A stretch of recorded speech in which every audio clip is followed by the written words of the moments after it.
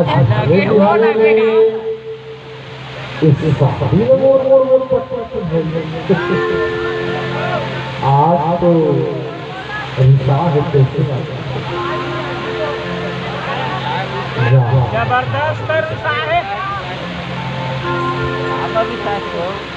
वो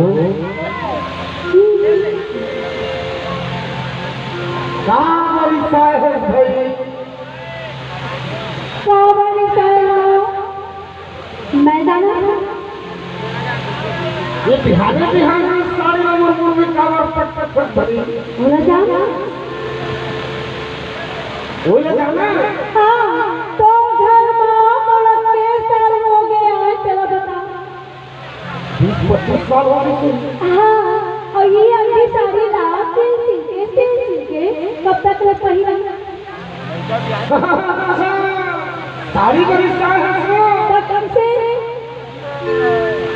आप बोलना बहुत बच्चा कहे के पारे ऐसे सब उड़ाने के पानी लाते सुनना हाँ है चिंता घंटे कही कैसे हमारे छत्तीसगढ़ के मुख्यमंत्री भूपेश बघेल हैं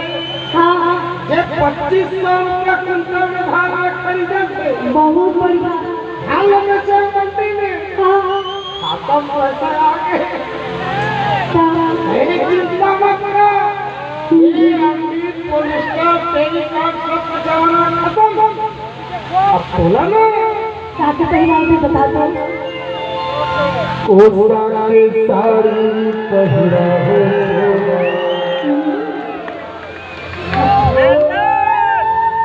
चांदी के साड़ी पहिरा हो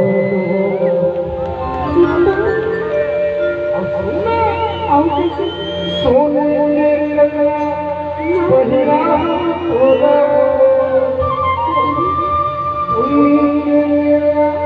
ले जाओ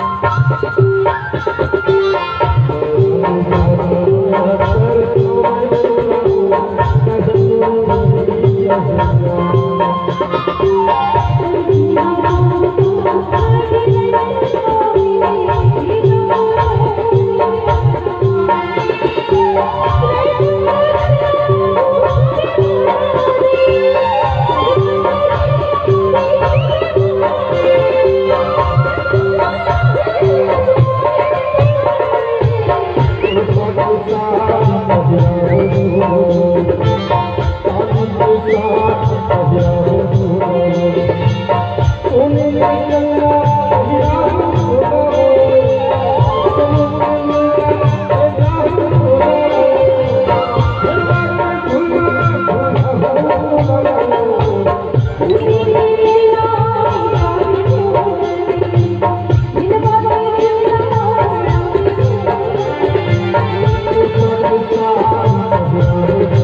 you.